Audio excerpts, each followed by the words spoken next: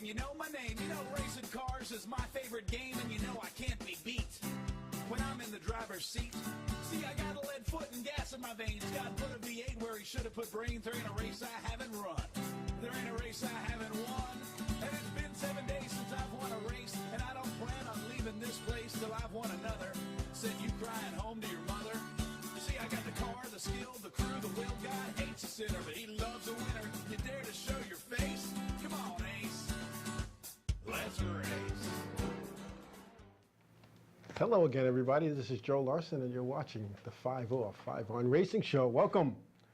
To my left, your right, is tonight's guest co-host, former blunderbuss and figure 8 driver at the Riverhead Raceway, Jessica Larson. Welcome. Thanks for having me. That's pretty cool. For those who don't know, who just came out from under a rock or from a mountain or just landed from space, Jessica is my daughter. And Jessica raced back in, I guess it was 06, 7, 8 back then, and did some go-karting and champ kart racing, and we'll talk about that a little bit later. But it's all good. Here on Long Island, it's the weather has been quite warm, sticky, humid. I am so glad that I was not working a race or in a race car this past weekend because it was kind of hot, wasn't it? It was really hot. It was hot. You didn't like hot days? No. No.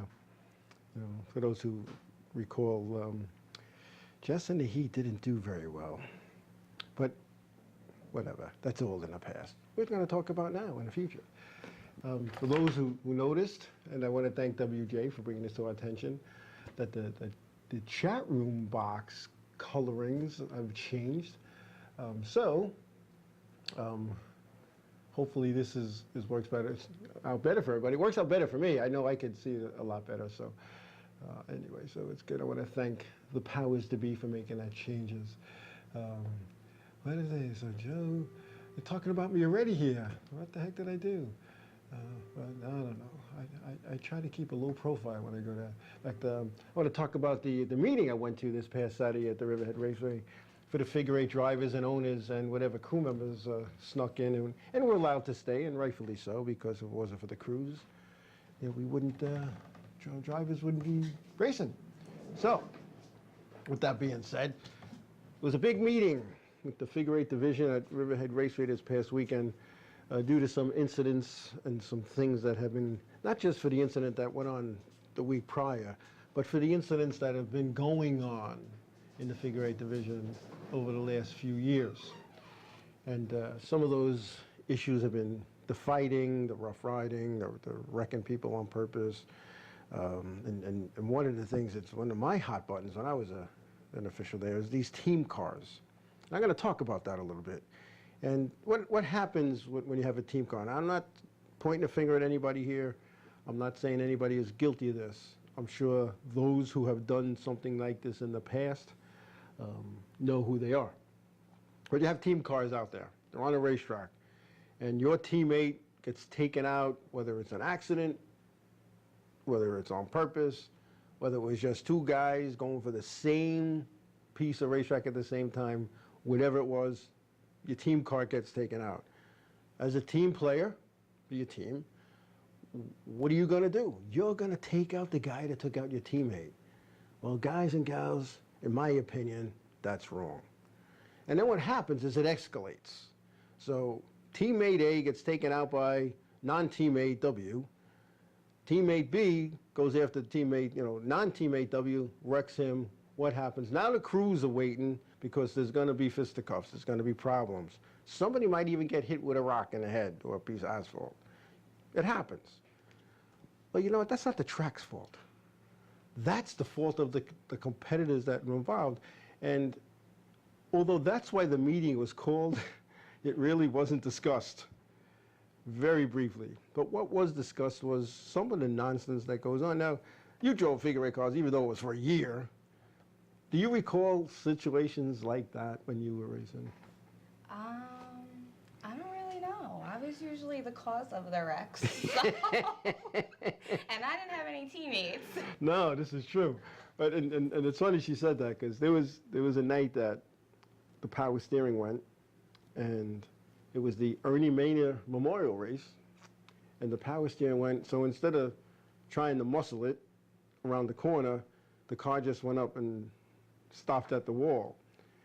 Cars went to the left, cars went to the right, but one driver didn't. He thought there was a hole, and he thought you'd be gone, and Roger Maynard drove into the back of you. Now, I like Roger Maynard as a race car driver. Roger Maynard was good to us. He used to give us tires, as you recall. Mm-hmm. After that night, there were no more tires. No. No more tires. But anyway,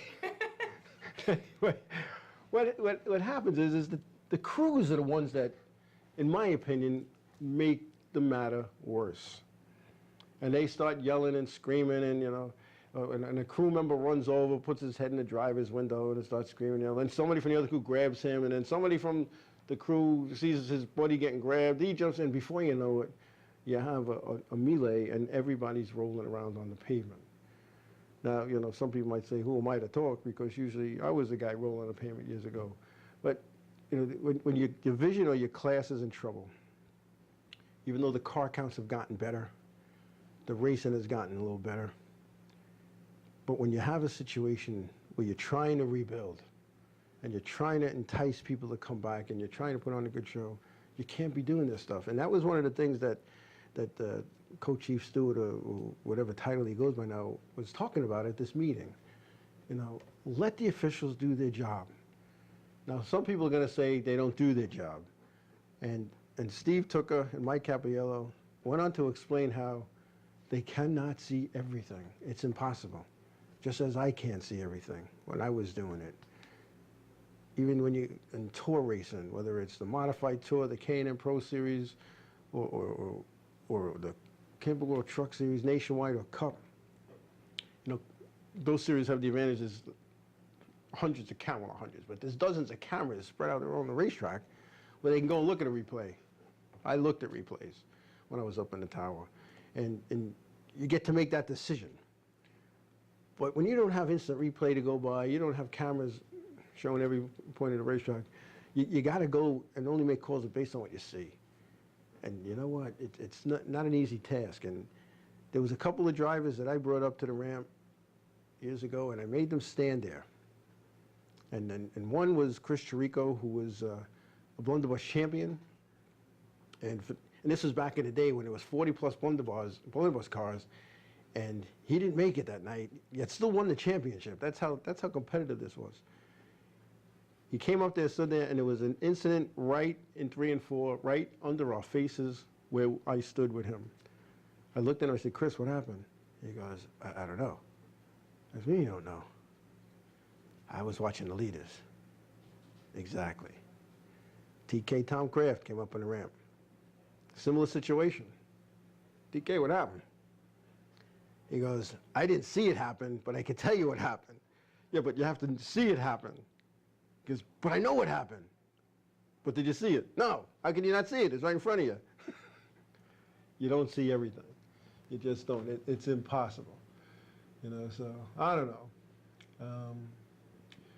know. The old timers, not at the figure 8 meeting, Kevin, we didn't talk about that. But it was a quick meeting. It was like maybe 20 minutes. And when we talked about, respect, not only for the officials, but for one another, we talked about letting the officials do their job, staying out of pit areas. And it's so funny to hear people who've been involved in this sport for so long and for the most part only raced here on Long Island, making suggestions that, if you go in another pit area, you should be penalized. Well, that's in the rules. It's been in the rules for years and years and years. You should fine them. You should suspend them. Well, the track doesn't want to suspend people because when your car counts are low as it is, you don't want to start losing cars to suspensions. So I made a suggestion.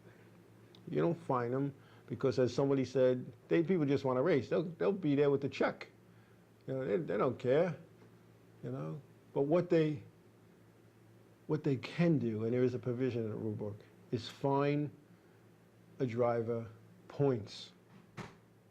So, because nobody's there for the money, I'm being told. I know I was, and I think we did very well, finishing mid-pack and worse. Still made money because of sponsorships. But nobody's there to make a living. Nobody. You go race, you have a good time, you get the trophy, you get the points, you become a champion, top 5, top 10, whatever it may be.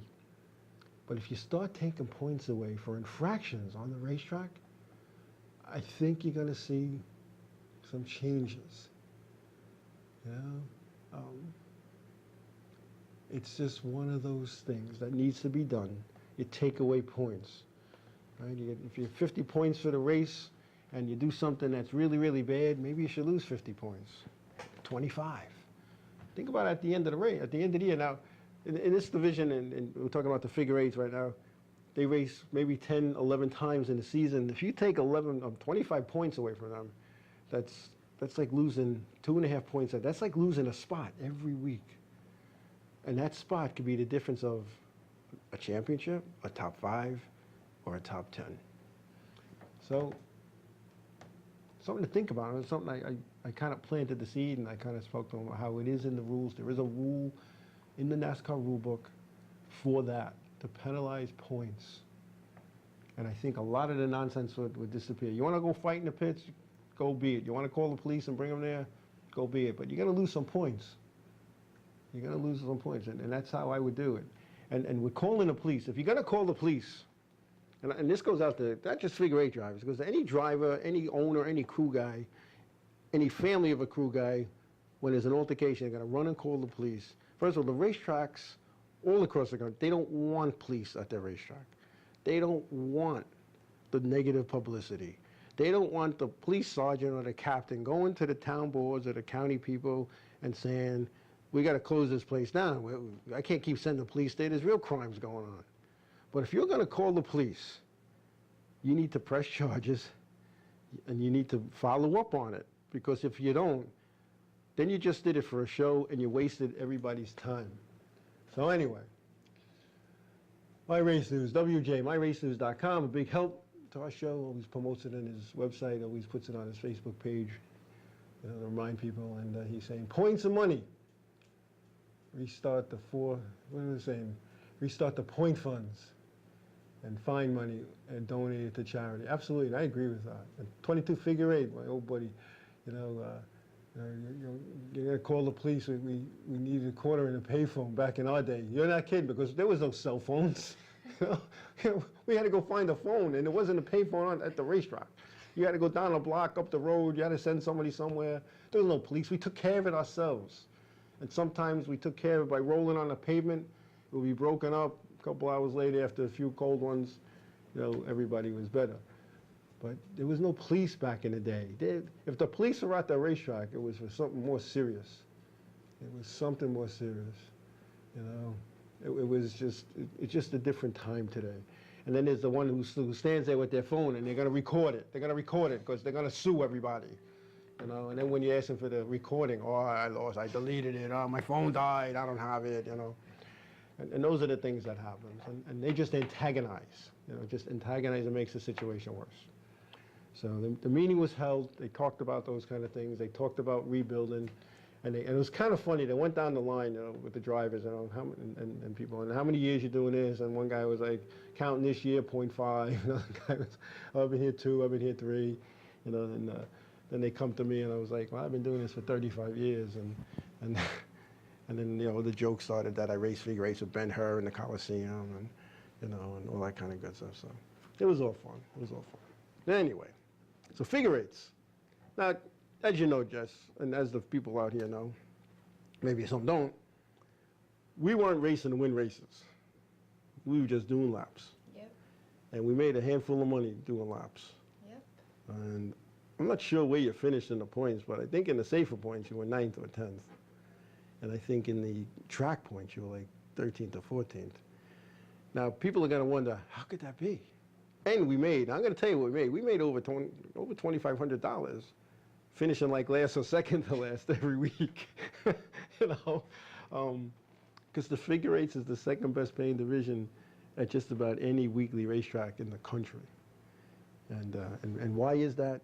Because the figure eights were very loyal to the Cromedy family and racing in Long Island back in the 70s and the 80s, and that was recognized and rewarded. And I think if the figure eights didn't have the relationship they have with the racetrack promoters and the PR people, they might have been gone a long time ago.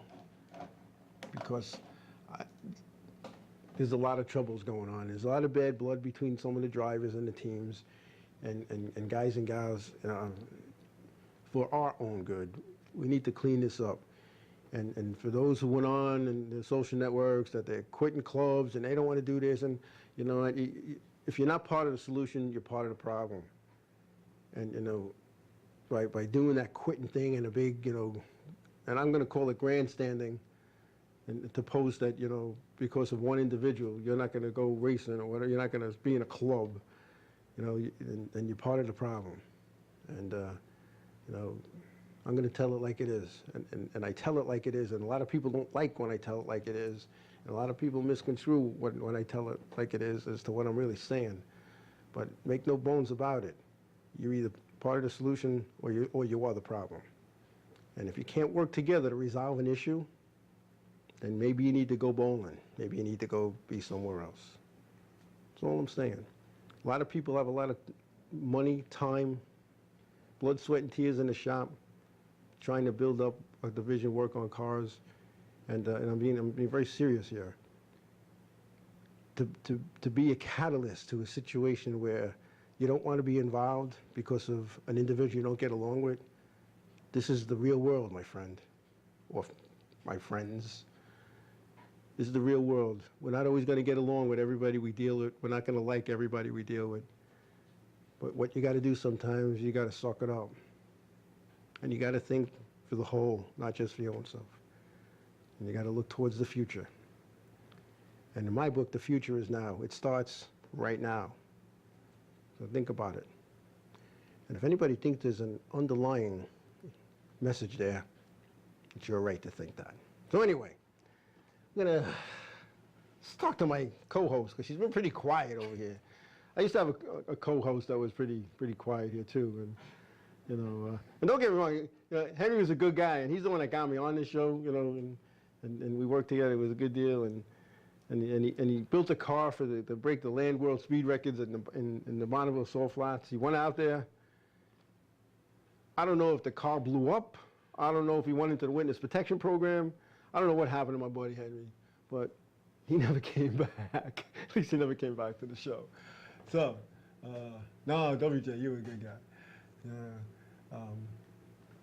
Anyway, so, Jessica, you started racing at what age? Like 8. 8 years old in the go-karts. Yeah. I remember they built a little track for you in the back so you could, Yes, you know. because I was too afraid to go You were out too on the afraid. racetrack. Because I wasn't going to say that. I was going to leave it at. No problem. They built a little No racetrack shame. for you in the back. And It's they let scary. you know, because for some reason you didn't think the motor ran. It was just on there for looks. And when they started it up, I guess the noise, just you know, bolted. spooked you. Yeah. So Jessica went in the back and made back by the school bus demos, and we put some cones out and you went through a tank of gas, and next thing you know, you were on the racetrack. Now, do you remember your first win in go-karts? No. You don't remember? I don't remember. You don't remember because, like, you get hit in the head too many times racing, or you just, it didn't mean that much? I don't know. There's too many wins, I guess. Too many wins. Yeah, there were a lot of wins. We went through a period of time we were winning every week there for a while. That was pretty Yes, we interesting. did. It was like second was like we were the first loser. Those are the days. Those are the days. So your first win, I remember when it was at Medford Okay. in the open cart, novice. Okay. And back with you racing with Kenny Hyde, Yeah. Kenny Hyde Jr. I can't remember some of the others, but I do remember the Kenny Hyde Jr. because there was a situation where he beat you, I was very mad. and you were very mad. And why were you mad? Because he was cheating. Take us through that race. He passed you like you were stopped for coffee. Yes, he did. And it just wasn't possible. I knew that something was not okay. It just wasn't possible. Nope. Now, could that be because Frank Bonsignor built your motors and you had the best motors out there? I just had a lot of confidence. Yeah. And I knew that I wasn't beatable. Because you weren't that year. No. I think you won And every then race. he came out of nowhere and was was beat me. And I was like, this is not right. No. So the top three go to Tech. I love this story. The top three go to Tech. Jessica gets out. She throws the gloves in the seat, reminiscent of some of the things that I would do. And then the helmet came off, and that went flying, and and then all of a sudden, she yells to the Tech officials, "There's no way he beat me. He's cheating." Now, he's just a kid. He didn't cheat. Maybe somebody who worked on his go-kart cheated. They go through Tech, and that was a restrictor plate class. And his restrictor plate was like a washer. It would just show it on the outside. It was no restrictor. So now WKA is very strict on that kind of stuff, and he was out for like the whole season because of that. Yep. And then you went on to win that championship, your first of many go-kart championships, if I'm not mistaken. So now you outgrow that because you're winning every week. So now we go out and get a junior sportsman champ. Yes. Jesse States, junior sportsman Yes, champ. that's right. Then you had like a little crush on him when you were like 9 years Oh old. my God. So forget the fact that you were driving his champ car. And Jesse State's father, Jim State, from Bay Gulf Marine in where the heck was it? Howard Beach, Queens. He didn't want to let that car go. He was in the shop every week with us, working on the car, put lasers on it, checking it all out, make sure that. And the first night that you ran it, or first day you ran it, you won the race. Yep. And you win first place in points the whole season. Yes, it Now, was. what was that like, knowing that you were the person to beat every week in that class? It didn't, I feel like people would think that it made you feel that you were better than everyone else, but it didn't. It kind of made me feel like I had to hold my name. You know, I felt like if I didn't, it would just be, oh, Jessica's just a has-been. But every single week I had to go out there and still prove that I was the one to beat. A has-been. I don't want to be a has-been. No. You know, Uncle Tom, DK, Tom Crafts is also her uncle too. Somebody called him a has-been once. And his response back to that guy was, "I'd rather be a has-been than a never was." I like that comment. You had some pretty good comments too to people. I guess. You know, like there was one driver, he came to you complaining because you finally paid him back for all the times that he stuffed you in the fence and stuff. And you said something like, cry me an ocean or something. Cry me a river. Cry me a river. The guy's like 6'6", you're like 5'2", and you point into his face. "Yo, just cry me a river." Man, what was that like? Dealing with these guys, what was that like? Because you used to fight your own battles. I used to stay out of it. I still do fight my own I know. battles. Your father's daughter, that's for sure.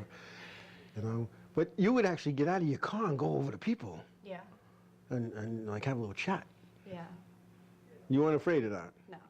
If I'm not afraid to race against them, I shouldn't be afraid to stick up for myself either. Wow. Now, did you have these I'll call them race car muscles because you had a crew and a bunch of people to back you up, or you didn't care? You were doing it even if you weren't there by yourself, like didn't Scott care. Suppy. I did not care. Wow. That's incredible. So after a novice championship and 2 junior sportsman championships, the next step was to go racing, go with the big cars. So for those who don't know, we go up to Kenny Bouchard, to the Kenny Bouchard's Drive to Victory Lane, which still operates at Thompson International Speedway. It's kbrace.com, I believe, or you could Google Kenny Bouchard's Racing School. And we had some fun up there. We went up there quite Yeah, often. we had some fun. And at the orientation at this Bouchard school, because there's a lot of students, so to speak, that he works with. And there's Jessica, shows up in her ASI fire suit, nice fire suit that ASI put together. And somebody said, "How old are you?" Now, before Jessica jump up and say, I'm 15, Ken Bouchard steps in and says, "She's 18. You got to be 18 to do this. driving a 600 horsepower modified around Thompson International Speedway, turning laps that would have got you in mid-pack in the tour race that was at the Icebreaker. Tell us a little bit about that. Do you remember doing that? No, I do remember. Oh, okay. I remember a few things. What was that like? That was nerve-wracking. It was a big deal. I'm thinking. It was an experience. It was something that I didn't think that I really had the ability to do until I strapped in. And then once I strapped in, it was just confidence took over. Confidence took over. I remember so you could reach the pedals. Yes. We had to put a bunch of foam behind the seat and stuff. When you left pit road, I mean, now for those who've never been to this Ken Bouchard deal, this is no fly-by-night thing. This is serious. You get there early in the morning and you have a meeting, then we walked the track. That took a good hour and a half. That took a long time. Because he walked down pit road, out of turn 2, and stopped. Explained some things. Then he went down the back stretch, stopped, explained some things. Got to turn 3, stopped. All the way around. And it didn't stop at the start-finish line because he took you right into turn 1. And he had cones out in the racetrack, and those are your lift points, and you had to hit your marks, and and then you go and you do. You must have did like 50 laps that first day in 3 different segments. And so you get in the race car, you're all strapped in, and they're talking to you, telling you what to do. Right. You pull down pit road. First time you ever pulled down pit road in your lifetime. Right. And entered the racetrack, following Kenny Bouchard. Take us through that. What was going through your head? Really, the only thing that goes through your head at that point is just getting it back in one piece. Especially when it's not your own. Okay, so you get it. That's going through your head. Now, the first couple of laps, you're going kind of slow. You're just cruising around. But I thought I was going fast. Yeah. And then he takes you a little faster, faster. Then all of a sudden, you're at lap speed. What was that like, feeling 600 horsepower? It's just an adrenaline rush. Yeah, an adrenaline You're rush. not thinking about anything else but that car and the track. Yeah. So, you have this adrenaline rush. It's you and the race car, and you're racing in your head, Kenny Bouchard. 1988 NASCAR Sprint Cup Rookie of the Year. A lot of people don't know that. So here you go. You're going out there, and by what, like segment 3, you passed him Yeah. for the checker? Yeah, but we weren't allowed to pass him. I did it anyway. No, you didn't. You bumped him, you pushed him up a half a groove, and you went. So I thought he let you do that. And he comes in, and he gets out of the car, and he said, "She beat me." What was that like? When you did that, what was that like? It was just a confidence booster, as in like a girl can really do it. You know, you get a lot of comments when you're a female that you can't do certain things. Right. And to be able to do that, it was a big deal. Right. And it was pretty cool. Now, we're going to take a break, and when we come back, we're going to talk about one of the times that we went there that maybe the confidence might have got deflated a little bit. Oh, boy. We'll be back.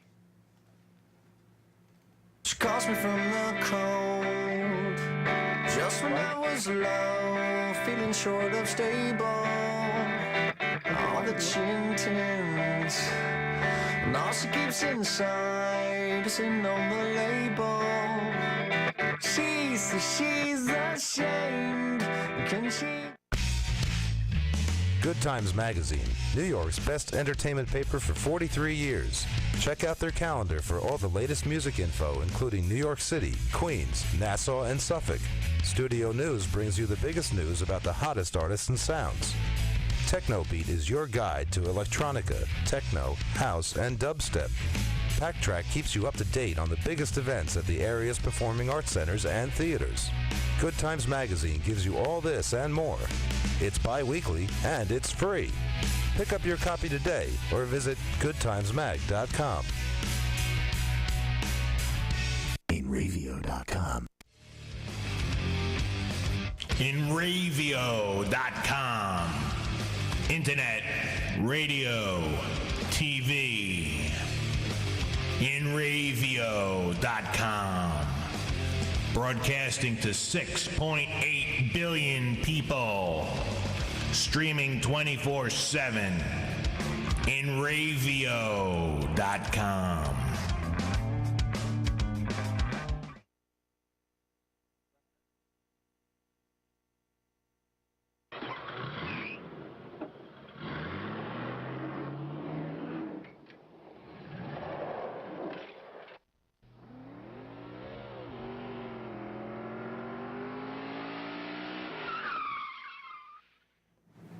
Okay, we're back. So, Thompson International Speedway, Ken Bouchard, it's probably maybe your third or fourth time there. And you're turning lap times in the 19s with old tires. And, I mean, in that day alone, that car must have did 200 laps. So, you're out there, and you're on the edge. Do you remember coming out of turn 2? Yes, I do. Why don't you tell us what happened coming out of turn 2? I don't really know what I did wrong, but I ended up in the grass and going to hit the wall. Hit the inside wall. Now, in retrospect, it was funny because from pit road, when the cars come out of turn 2, you really can't see them because you're a little bit higher and the part of the racetrack's a little bit lower, and especially the grassy area. And I see Kenny come off of 2, and I don't see you in the number 8 car. I don't see you coming off of turn 2.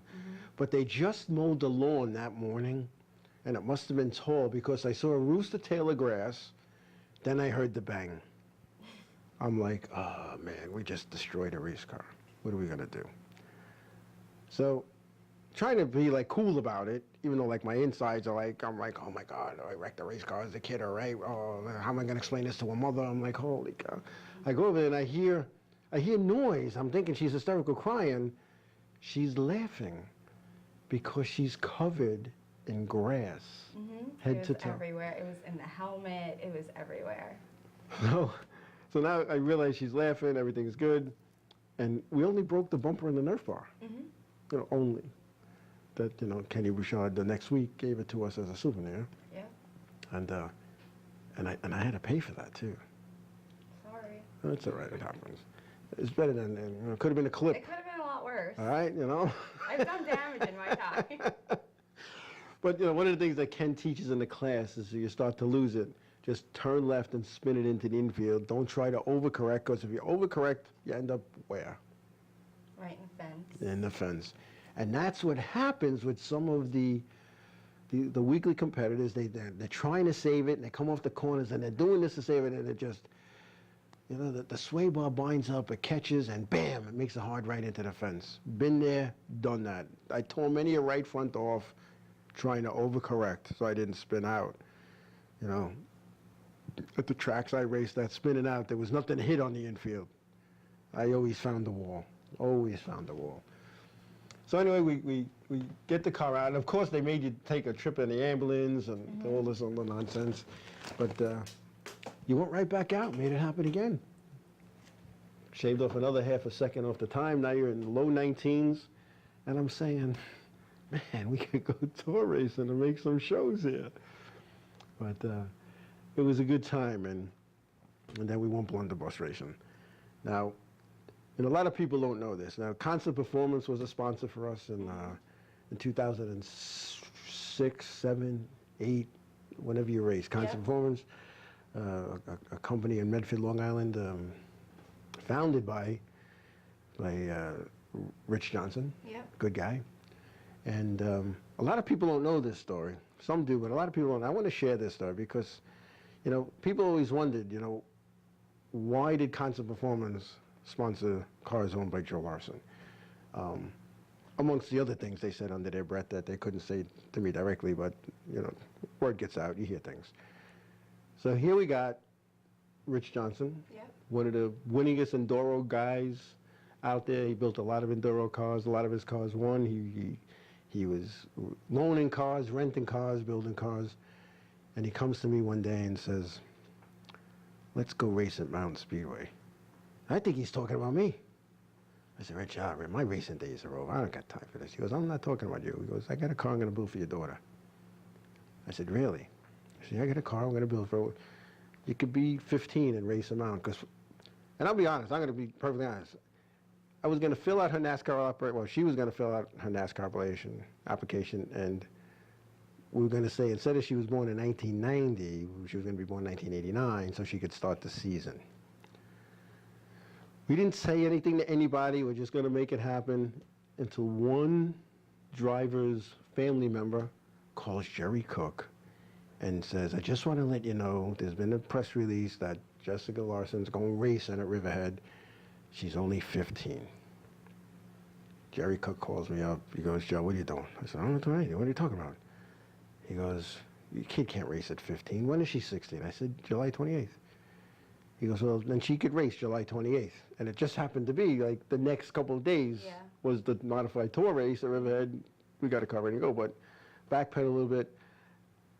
If this person never would have called, NASCAR would have never known, and we could have maybe had 5 more weeks of racing, maybe.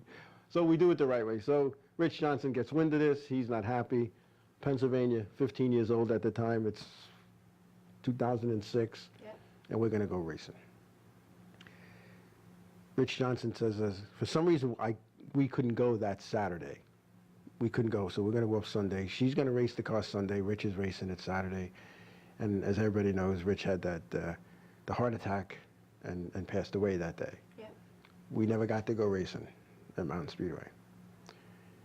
A week or so after the funeral, I get a call from Cindy, his widowed wife, and she said, my husband made a commitment to you, and he had a book, he wrote it all written down. You know, everything was discussed. Everybody that was involved in his crew, in his shop, me, this is what he was doing. However, the car was destroyed. Well, we got something together, and with the help of Rich Johnson from his grave, we went racing. And that's what that was all about. Now, throw on top of that, a gentleman, John Wellman, calls me up. Let's go to dinner. Let's talk. We go to one of my favorite restaurants. We have a nice dinner. And he lays a boatload of cash on the table. Go racing. Go have fun. Do this in the name of Big Brothers Big Sisters. And we had fun with that. We did some Big Brother Big Sisters things, and we got the Big Brothers involved with Babylon High School a little bit, and it's Big Sisters. And Big Brothers is with us your whole racing time. You know, Big Brothers Big Sisters. They came to the Safer banquet, and so there's people out there that I'm sure that you wanted to thank, and maybe I stole your thunder, but you could say it. You could, who were the people that helped you along all the time? It would have to be everyone that you mentioned. It would have to be you and my mom, and it would have to be all my siblings, because they had to give up a lot so I could do what I wanted to do. And then it would have to be my competitors. Wow. Okay. Because they pushed me. And every week they made it a struggle. And I would go home Saturday night and say, I'm not doing this, I quit. But then Sunday morning I'd be like, I'm not going to let them beat me. You were just a little kid racing against guys 40, 50 years old that raced 20, 30 years already. Yeah. And in a division that was, in the rules on the fire suits, says entry level. And, we tried to do it the right way. I mean, we could have very well had just gone and went modified racing, like some of the other go-kart people did. Some of the go-kart people that went modified racing are still struggling 5, 6, 8, 10 years later, and some did very well. Eddie Brunhutzel III did very well in a modified, Mike Andrews. There's a lot of them that did very well. There's some that struggled and didn't do very well. It was just too much, too fast, But when you look at that, when you look back at that, I can remember, like, Rob, your boyfriend Rob, when he went racing, and the night before he was racing, and he told me the story, and I'm not telling anything out of school, but the guys he was with said, just go out to do it, but if you get passed by Jessica Larson, You should just hang it up. That's Remember a that? true story. That's a true story. And there it is. He comes off the corner and Jessica passed him like he was stopped for coffee. And but Rob went on to be successful and did very well in one of us. There was a handful of wins, and I was running a Super Pro truck here on Long Island. And then you two kind of connected when you were battling out for Rookie of the Year. Yeah, we really hated each other at Yeah. first. Yeah. We were definitely enemies. You know. Definitely. Well, racetrack enemies anyway. No, we were off Oh, track. off track too. I always wanted, after every race, I always wanted to go up to him and punch him right in the face. You can't, we just talked about this at the beginning of the show. There's no fighting. But I didn't do it. You know. But I wanted to. He was who's a husband? Holy cow. You know, somebody's Kevin, you can have an SK for $1,000. Yeah, well, we're gonna go to Connecticut race at SK. I can't, there's no SKs here. But, and there was some of my race news is saying that Mike Andrews, he was a go-karter, and he went right to modifieds pretty much. And he did. You know, this kid, and you know, I loved Michael. Yes. He was like family to me. And I tried to lead him and guide him along the ways when he came modified, especially when he came tour racing. And I don't know what happened to him. You know, I know he got a bad deal with his car owner because Michael was locked in and he was in the seat, and it was going to be a growing, building, learning season. And then Ted Christopher became available as a driver. And as an owner, do you go with the known or do you go with the unknown? And this car owner ran his race team like a business. He had to go with TC Ted Christopher, and that's Ed Whelan. And a lot of people were annoyed and upset that he did that to Michael. But for those who were behind the scenes, there was more to it than that. Eddie didn't just say, "All right, Mike, you're out, Teddy's in." It was to field two cars, this is what we need to do. Michael didn't do that. And again, I loved the kid. I would do anything for him. He, like I said, he was like family. And his family was like family. So that was one of those things. And then he just, then he tried to go back and race locally, and it didn't work out for him. But he was a good guy, Mike, you know. I'm not even going to tell the story. I'm not. You think I'm gonna? I'm not. There's no story. There's no story. Yeah, I mean, Gary Creddy, one of the most easiest guys to get along with. You know, and when he goes tour racing, you know, with us, and he built his cars himself and his bodies and his chassis, and NASCAR made it so difficult for Gary Creddy to race with us that I don't know if I would have put up with what he put up with, because every time he wanted to build something, he had to send it down to the R&D center. They had to check it out, change this, change the other thing, and he does everything. They say he brings the car to the track, to the race, and even though it was to the R&D center and they gave him the blessing and all that kind of good stuff, we as officials, and you know, I'm part of that group, whether I was involved in his decision or not, broke his chops, made him change things, and Barry Cannell is his crew chief, and he's one of the best. He's one of the best on the tour, and he knows the rules, and he knows how to bend the rules. So, and Zane Ziner has run the car for them. Zane, I believe the car is kept at his shop. Zane's an engineer, and he's into this stuff, and it's a good match. You know, Gary Creddy and Zane Ziner, you know, and two just amazing individuals, very cool, calm, and collective. But yeah, they did something like Mike is saying, you know, the loss of originality. You know, years ago, a lot of people don't remember, and I mean, there's some people here that do.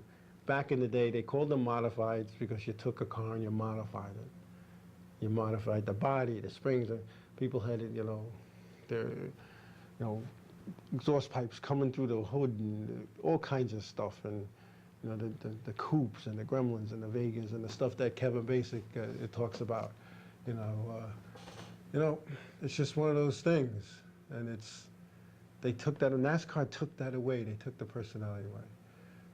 So anyway, it's just good to see a guy like Gary trying to run with us, and even though it's in select races, and the equipment is awesome. It is awesome. And he's been doing this a long time. He had a lot of people drive from over the years, and I think he finally has something that's going to work out real well with Zane and Barry, and that triumvirate there of Gary, Zane, and Barry working together. I think if they ran a full season with us, it would be awesome. So, what's Snooky Mush? What is it saying?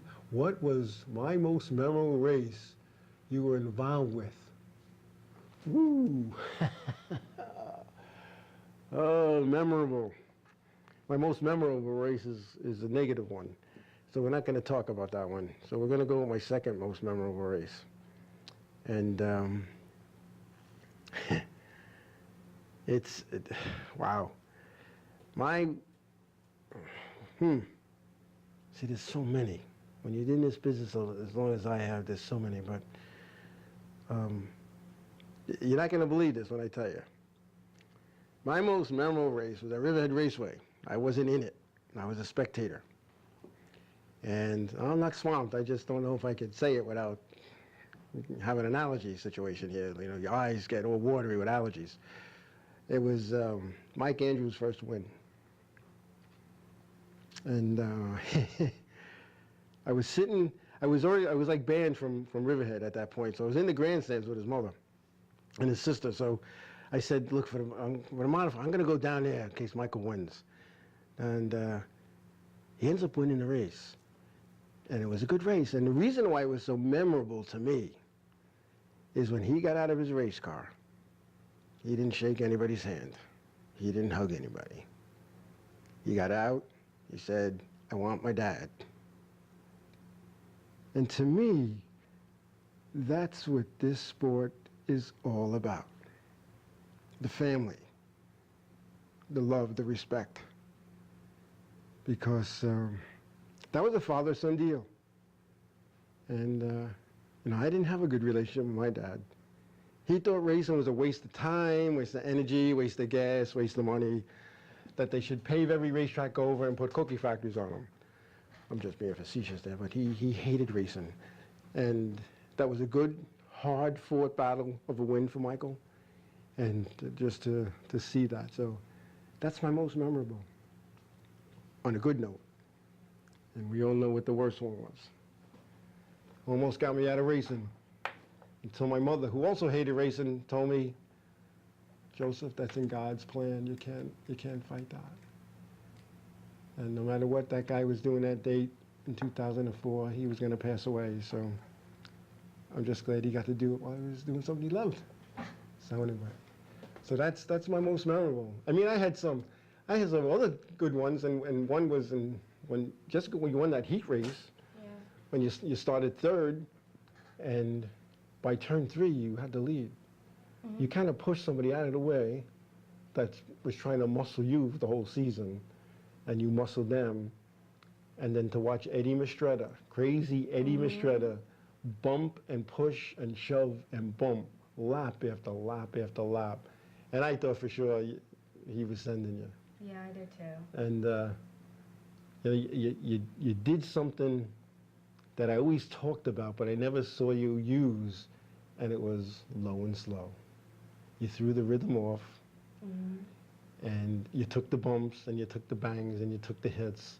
And when you got sideways, you just, I don't know what you did, but the car just straightened itself back out. And if you got a fender in your quarter, you went down. If you went on the outside, you went up. And it was, you know, almost like you were mirror driving them. But I know you weren't, because I don't think you ever looked in the mirror. I think you just looked straight ahead. And that ranks right up there as well. I mean, although it was a heat race, it was a 12, 14 car heat race, it was 10 laps, and you had a seasoned veteran trying to take that heat race win away. And he ran it clean, don't get me wrong, bumping and grinding and pushing and shoving. It was all part of this. All part of this thing that we call racing. And, you know, we went down and she talked to Eddie afterwards, and he said, he goes, I don't know if it was a feature, I would have sent you, but I don't think he would have, because he's not that way. Yeah. He's not that way. And the fact that the bumper he was banging you with, I gave to him. Remember he came to the shop and he needed a bumper? and I wouldn't let him pay for it. So, yeah, she did good, and you know, it's just the fun things, the things you remember. You know, and that was the picture that went to the sponsor and said, well, "How come there's nobody in the seats? Was this practice?" He didn't believe it. You know, he didn't believe it. You know, but then it's all good. And then, you know, you did a little figure eight racing, and then you took a year off that turned out to be 5 years. 5 years. Yeah. But tell us what you've been thinking about doing, Oh, and man. what's going on with that. You know, tell us what's going on with that, if you even know. I got the itch again. Got the itch. I got the itch. How did this itch come to be? I'm not really sure. I was just sitting in a Legend, and I turned to the driver and I said, "Let me take this out for a practice." And I got no every time I asked. And then one week he just said, "Okay." Now I got the itch. Really? Yep. Now, you've been at least attempting to get in it and do some stuff around the parking lot and the shop, and I guess bounce on the railroad tracks and all that kind of stuff. Now, once you do this, and you go or come racing here at Riverhead and do this practice, what's the next step here? The next step is to buy one. To buy one? Mm-hmm. No, to buy one. And then once you buy this thing, Yep. get all choked up here. What's after that? What is after that? So you buy one, and it sits in the garage on jack stands, and like after work, you go, you look at it, and, you know, is that the plan, or is the plan to go racing? The plan is to go racing, but not right away. Okay. I feel like I took a lot of time off, and a lot of people say it's like riding a bicycle, but a Legend is completely different than any other race car, from what I've been told. And I don't want to go out there guns blazing. I want to learn. Wow. Which I think that's kind of what didn't happen the first time around, is I expected to go out there to win. Right. This time I want to do things differently. I want to learn, I want to get experience, and then hopefully by next season I'll be ready to go and be competitive. Really? So now, when you went blunderbuss racing, that first year at 06, it was like 6 shows left. I think you qualified for 3. We took baby steps. Because remember, it was go out and practice and stay on the lead. Don't get lapped by the leader, so to speak. Maintain a minimum speed. Once you did that, then it was, okay, we're going to attempt to qualify. And I think your first race out there was like a time trial race or something. Was that the second one? It was the first one. So they time trialed you with a sundial, pretty much. Yeah. But you made the show somehow. Yes. Because you weren't a non-qualifier, you made the show. And the deal was, as long as you were not being lapped, you got to stay out there. Once they started to lap you, we could pull out. Then it was next goal, stay in the lead lap. Then it was pass a car. Then it was pass 2. And then once you got comfortable, it was going out. Back then, there was a lot of cars. Yeah, there Qualifying was tough. So you were racing 3 times in a night in the beginning. Heat, Consi, feature. And then I guess we rebuilt the car. Chris Chirico. Yes, because Because, we had to. You know, we had to. You know, we got a little encouragement from the third turn wall. And Chris Chirico spent the whole winter rebuilding that car. And we came back, and you weren't the same driver that you were the previous year, and you also didn't have the same equipment, because that's when we went out and bought the new motor and all that kind of nonsense. Now, going through that, knowing, and then we did the Newsday spread, the photo shoot and all that kind of good stuff, and the excitement was like, well, I can't wait to do this. I was excited, and I don't excite easy. You know, I get excitable, but I don't get excited easy. There's a difference. And those who know me know what I'm saying. Chris Chirico, was his car. He had a championship in that car, multiple wins.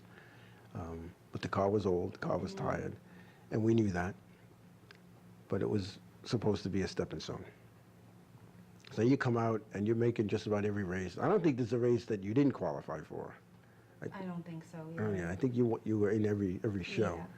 Yeah. You ran some consies and qualified through consies, but when we look at that, we look back at this period, all of a sudden you were competitive, and there were guys that didn't want you out there. That's when I started to get picked on. Yeah, I mean, there was a couple of guys, I mean, you know, Wayne Okula, Yeah.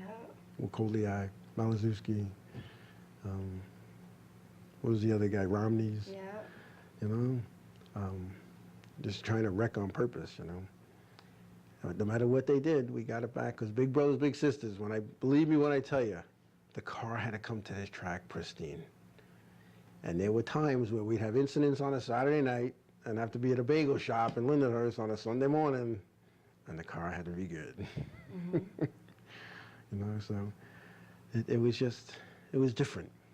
It was so different. It was a lot different than go-karts. Yes. And I kind of understand. I had a driver told me that, you know, he didn't want to win a championship. He wanted to win races. He goes, because when you got that taste of winning, you want to win. Now, you were accustomed to winning just about every week in the champ cards, but when you were in the Eastern Kart Racing Association. So, how difficult was it for you when you made that transition from go-karting, where you read the finish from the top down, to blunderbuss racing, where you read the finish from the bottom up in the beginning? It was a little discouraging. It was. It was tough. Yeah. You know?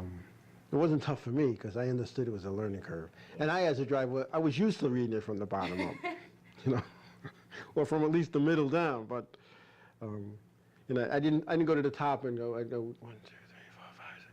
I went to the bottom. Right, 20 cars started. 20, 19, 18, 17, 16. Oh, good. We got $75. You know, it was different when I did, but I had fun racing, and I had fun doing this one bar. I mean, it wasn't always fun. There was some late nights, and even with the champ card. I mean, how many times did we, you know, Mr. State would come out and I remember falling asleep in the cart. yeah, while scaling was it being scaled. I remember falling asleep numerous times. and getting home and your mother yelling, "You did school tomorrow." I used to say, if she does good, she won't need to go to school. I mean, I was only being facetious, but you never know what could happen.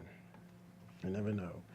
And, you know, and I'll tell you what, I think everybody that wants to get started in racing really should start in a go-kart and a champ kart, learn how to drive, learn how to be leaned on, pushed, shoved, bumped, and banged. Because when you got out of the modified for the first time, you said it was like the go-kart on steroids. Yeah, it was. Because it drove the same. Yeah, You know, it definitely did. you know, and you're looking out the window, and then, boom, you see your left front wheel. And the champ karts are pretty much similar. Especially the way you guys sit. I don't know how you guys sit and race like this, you know, back in the seat. I don't know how you do that when you drive on the highway. But, you know, when you do that, you know, and it's funny, I had a guy in my crew back in '89 who was accustomed to being on a winning team that won championships. And he made a comment one night, because I wrecked again, and he says to me, you know, I don't mind fixing a car every week when we're shooting for a championship, but when we're shooting for 15th, this isn't fun. And it was like, he might as well have just taken a knife and put it right on my chest and then twisted it and turned it and dropped it down. I was like, whoa, you know, but you look back and you're like, what he said made sense. There was no excitement there. Oh, well, Joe's wrecking again. But when he was with the other guy, it was like, you know, if they didn't do what they call a tech finish, first, second, or third, you know, they were always going over the scale, so to speak. So, you know, so I understand how difficult that may have been. Yeah. You know, and maybe you didn't understand it at the time because you would get all discouraged and stuff, and I thought you'd be like mad at me and stuff. And you really weren't mad at me. You were just you were like discouraged, and you know, you never know what's going to happen in this business, and you know, you never know. Now, you raced against a lot of guys and some girls.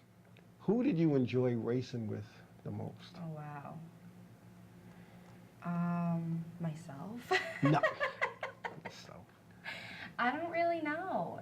was there anybody that you like totally enjoyed, like you're side by side with, and you totally enjoyed that? Wow. Or you were that competitive that you didn't really give two beans about any of them. You just wanted I to go. really don't, I don't know. In the go-karts, it would have to probably be Timmy Salamito. Timmy Salamino? He was fun to race with. Yeah. And I remember always being side by side with him or one right in front of the other, always. Right. And it was always, I mean, we were friends, but once we got on that track, it was like, Timmy? Who's Timmy? I don't know Who's Timmy. Timmy? But it was, we were always respectful to Right, each yeah. other. Yeah, As for the blunderbuss, I was petrified of everyone out there. really? Everyone was just out to get me. And I was I'll move out of your way. I knew that I was learning, and they didn't even give me a chance. The first second they sent me. Yep. It was, and for a while I let them. I just let them. And then you just get to a point where enough's enough. Right, right. And then that's kind of when I started. Now, a lot of people don't know, we had a clause with Big Brothers and Big Sisters. There could be no yelling, there could be no cursing, no drinking, no beer. You know, after the races, if somebody came and started screaming at us, it was in the contract. We couldn't say anything back. And that was hard for me. There was times, you know, I just sat in the chair and I was like, they're cursing me out. I didn't drive the car, she did. They cursed me out, I just sat there. Oh, thank you. Thank you. You're the first person to tell me that today. I appreciate that. And you're trying to make a joke out of it, you know. And then it was that one time when Scott Malzewski came in and they shut the trailer door so you two could just do what you had to do. I do remember that, yes. I shut the he comes in, because you finally paid him back. Yes. And you stuffed him in the fence on purpose, and the officials kind of turned their head on it, or they didn't see it, I don't know, one or the other. And he decided he came back.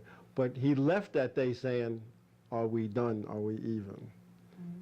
And you went, as long as you give me a chance. You know, like that type of thing. Because you had that high squeaky voice. I did not sound like that. No, I didn't. You didn't. But it was... That's all I ever wanted was a chance. Right. And no one gave it. Well, you know, nobody's going to give it in racing. You got to take it. You got to take it respectfully. Respectfully. And I think you did that. I don't think you were ever disrespectful to anybody on the racetrack. I mean, I might have been, but you weren't. You weren't. What do you think? So legend racing now. Yes.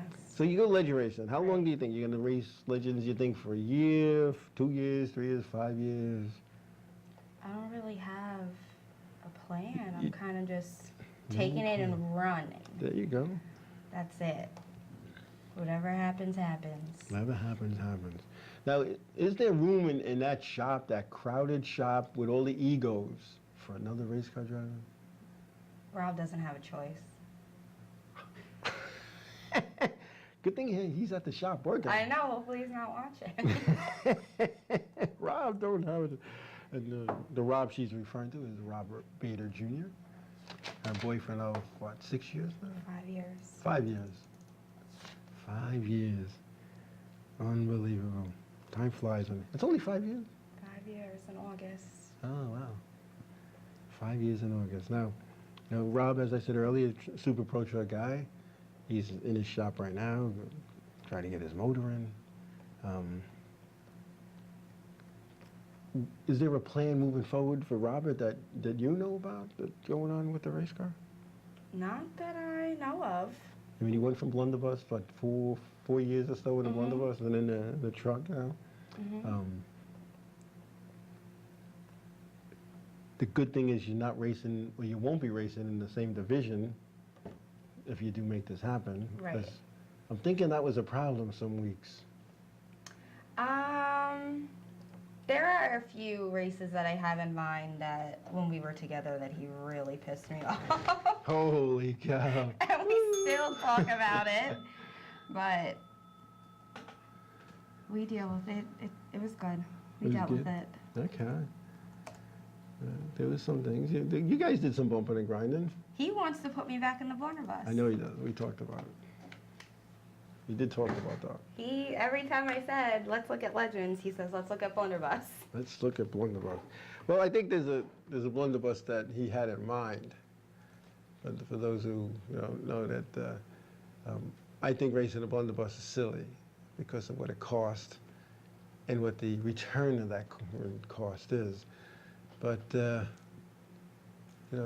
if you're doing it for fun, then the blunderbuss might be the place to go. But if you want to go racing and make it serious, you need to go race something that you can race. In my opinion, this is just Joe's opinion now, where you could race other places and you're not locked into the racetrack in your neighborhood.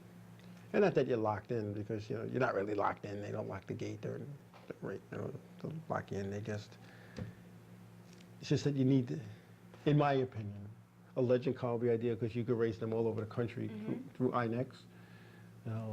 An SK type modified, a Tour type modified. Those are the things that I think, if you're going to go racing, that's what you need to race. I don't know. We'll see. We'll see what happens. And when we come back, Jessica's going to give us the nationwide report from Daytona. What? I don't even watch that. I wrote it down for you. That's what I've been doing while we're sitting here. She gives us the report. We'll go over the finishes. We'll talk about Daytona this weekend. We'll talk about the Indy cars at Pocono for the first time in quite some time, and things of that nature. So we're going to take a break, long overdue. I tend to ramble on sometimes. We'll be back. What are you waiting for? Everyone else is advertising on the internet. Shouldn't you? Tired of small returns on phone books, newspapers, radio ads, TV ads, coupon books, direct mail? Everyone is on the internet every day. Advertise on the internet for as low as $100 a month.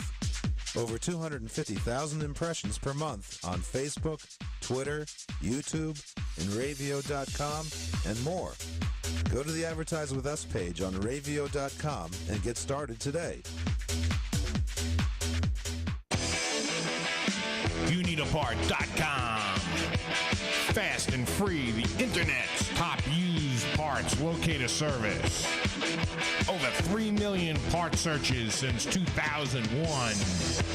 Salvage yards, sell more parts. Become a member today.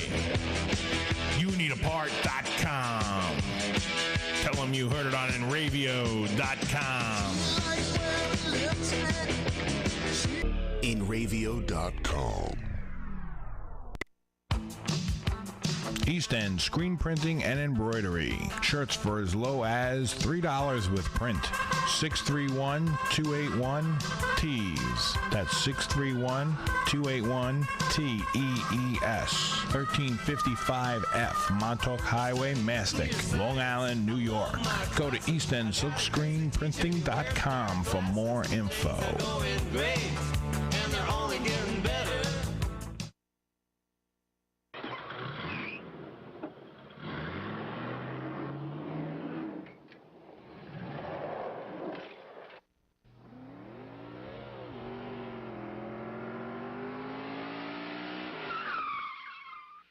Hey, we're back.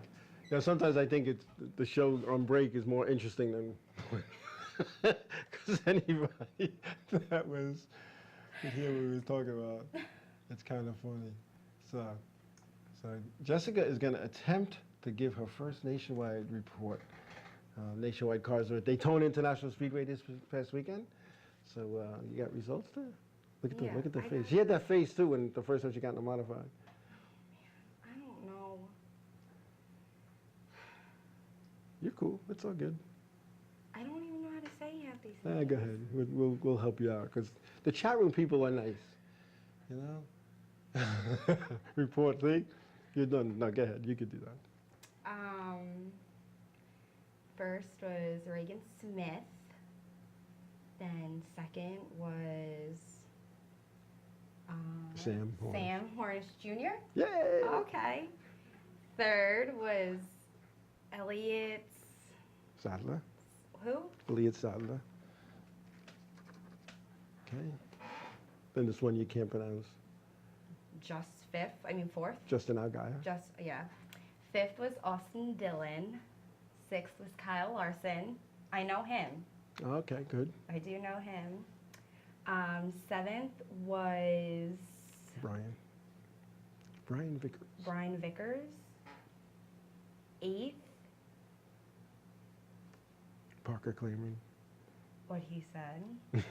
What he said. Ninth, I don't know. Brian Scott. Brian Scott. And 10th, Trevor Bain. I know him All too. right, Trevor Bain. Woo. All right, how are the points there in the nationwide? Points. First is Regan Smith. Second is Sam Hornish Jr. Third is Elliot Sadler. Sadler. Fourth is, I can't say this one. Justin Algeier. Fifth is Austin Dillon. Sixth is Kyle Larson. Seventh is Brian Vickers. Eighth is Parker Claimer. Parker whatever. Klingerman. Ninth is Brian Scott, and 10th, Trevor All Bain. right. Daytona. Now, you've been to Daytona once I've or been twice. Once or twice. You know, maybe like 15 times in Yeah. your lifetime. You're on TV. Look at that. Oh, look at that. What is your first memory of Daytona International Speedway? My first. Do you remember going there, first of all? memory? I do remember going there a bunch of times. Mm. But the first race that I ever can recall is not a pretty one. It's not one that people really like to talk about. Yeah. That was my first ever Daytona 500. That was. That was my first one. Yeah. Yep. And what she's talking about, folks, is the night that Dale Earnhardt died in turn 4. Yep. That was your first event Yeah, it was, and I was listening to him on the scanner. on the scanner. Yeah, That was in 2001, so you were 11. yeah. You were 11 years old. And I remember because we had 3 seats, Mm-hmm. and it was you and your mother and I, and we watched that, and being a NASCAR person, I'm listening to the private NASCAR channel, so I'm hearing what's going on, and I'm knowing what's going on, and then we went to dinner, Yeah, we did. and Erin, your sister Erin, Yep. became a Dale Earnhardt Yes, she fan. did. And we decided we weren't going to say nothing to Erin until we got home because Yeah. they were at the grandparents. And so we go to this restaurant, Shell's, down by the That beach. was my favorite. It's not there anymore. It's not. I can't believe it. But anyway, Place. we go there, and we decided we weren't telling Erin. Yeah. We just weren't. And the waitress comes over. Y'all know that Dale Earnhardt just got killed? I'm like, thanks. I'm like, remember that? That was nasty. I remember that day. You know, man, I was in my 40s before I saw somebody get killed at a racetrack, unfortunately. But anyway, yeah, that was big. Yeah. That was big for you. You know, and there you were. In fact, I have pictures. You're actually laying on the 3 seats Yes, because I everybody was was. standing, and you just all of a sudden I'm like, "Where's Jessica?" And you were like sleeping. But so that was your Daytona, man. That was my first one. Now, what other tracks have you seen Cup races on? I don't even know. Oh, Martinsville. Martinsville. Yeah. Big difference. Yes. Well, a little difference, however you want to Well, call it. yeah. You know, what? I mean, you went to Martinsville. You were a little older. Yes.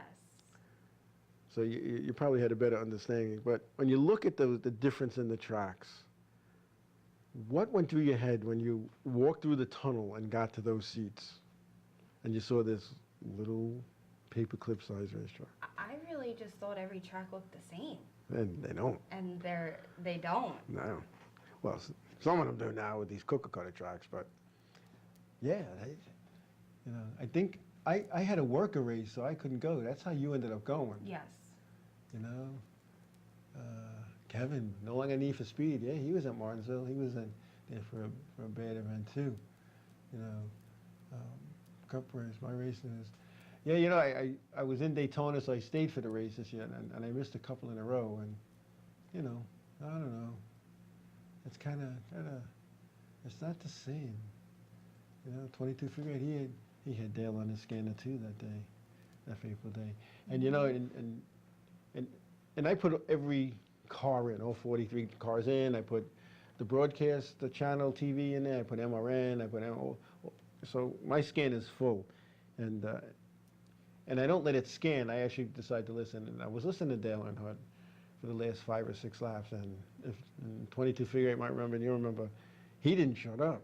He was like yelling and screaming at his radio people to tell Michael and Dale Jr. to pick a lane so he could hold back the field and stop going back and forth. And then he comes down the backstretch and it was not talking. It was like quiet. Yeah, it was. They're coming for the checker flag and he's not saying nothing.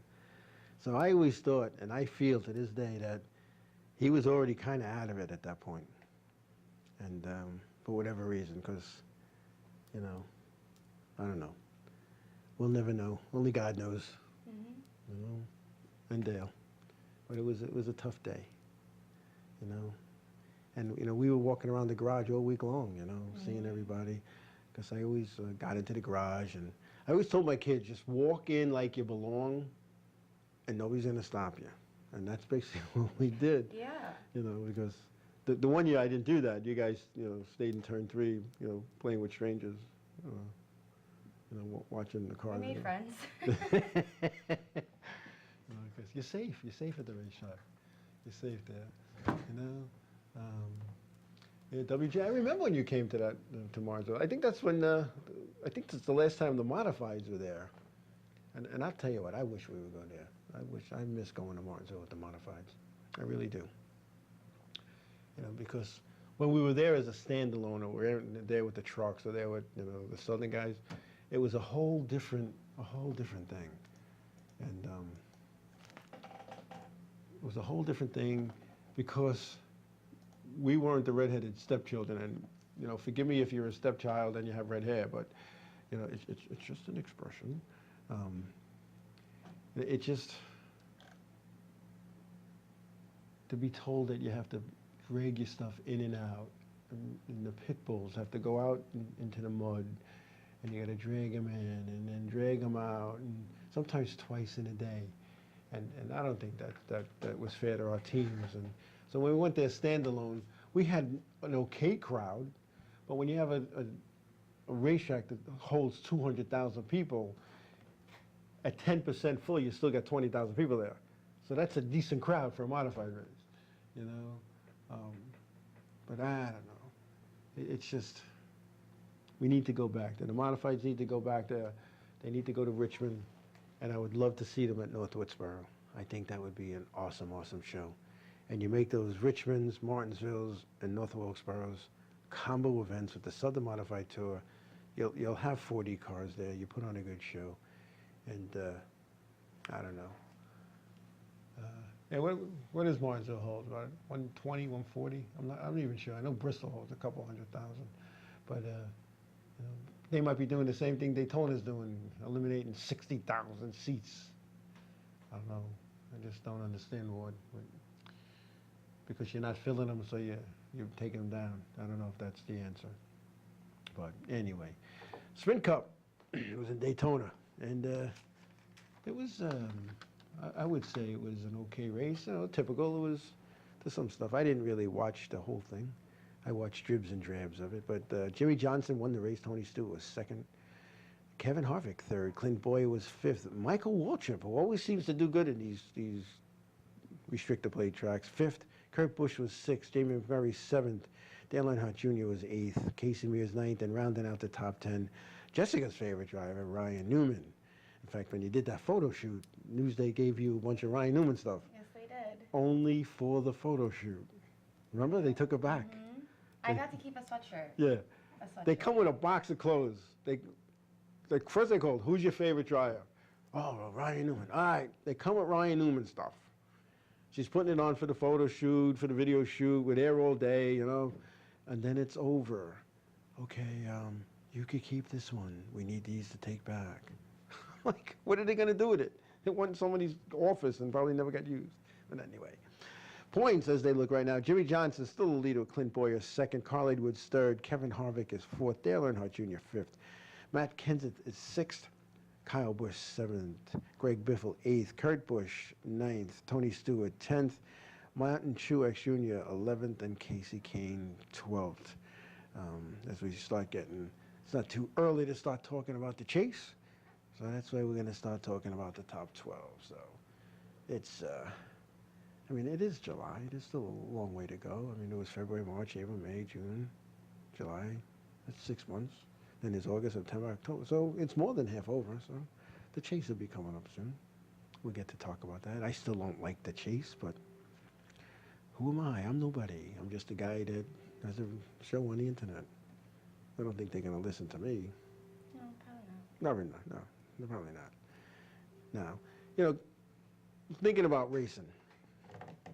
If there was a track, if somebody said to you tomorrow, what track would you like to go to this season or next, at all expenses paid, what track would that be? Like to go watch? Yeah, to go watch. I don't know. You don't have a favorite? It would have to be Daytona. You like it there? I love Daytona. I It's do just too. a fun week. Yeah. That whole week is just fun. Yeah, and you know, for those who've never been there during speed weeks, you can't just show up Friday or Thursday. You got to be there the Saturday before for the shootout, for the qualifying on Sunday, and all the stuff that goes on. It's a carnival experience We were there every single every day. From When I was younger, I really hated it. I know. But as I got older, it got to be a lot of fun because I got to be able to do more things. You know, because there's so much to do in the Midway, outside of the racetrack, and with all the stuff and all the free stuff that you get. And you know, we had so much free stuff one year. We had to ship it home and give some to Eddie Partridge to bring home for us. And you know, we had so much because it's a carnival atmosphere the whole week. And then, you know, walking around the garage area, chasing down autographs and stuff, and Stalking drivers at Kmart. yeah, definitely. You know, funny story. You know, we hear Casey Kane is going to do an appearance at Kmart on International Speedway Boulevard. So I said, all right, we got to go meet Casey Kane. Let's go meet him. So by the time we get there, he was in the Garden Center. They were wrapped around the Garden Center, up and down every aisle in the Garden Center, through the store, around the back wall of the store, through the store, out the door, into the parking lot, down to almost to the next row of stores. So I go to the manager. I said, listen, I don't know about no Casey somebody. I'm here to buy fertilizer. Can I get into the Garden Center? I need to make up, remember? Go right this way, sir. We didn't wait on that line. No, we didn't. Because people know that I hate lines. Yeah, you hate waits, you hate lines. I don't wait for dinner. If the restaurant says more than 15 minutes and they don't give me a glass of wine, I leave. If I go to the bank and there's a line, I leave. You know, I don't do lines of any kind, and I hate waiting. I hate waiting. I'm a very impatient person. You know, if I say, how long is this going to be? And you say, I don't know. That's not good for me. I need like a definitive, it's got to be a week, it's going to be 2 weeks, it's going to be a month, it's going to be 3 months.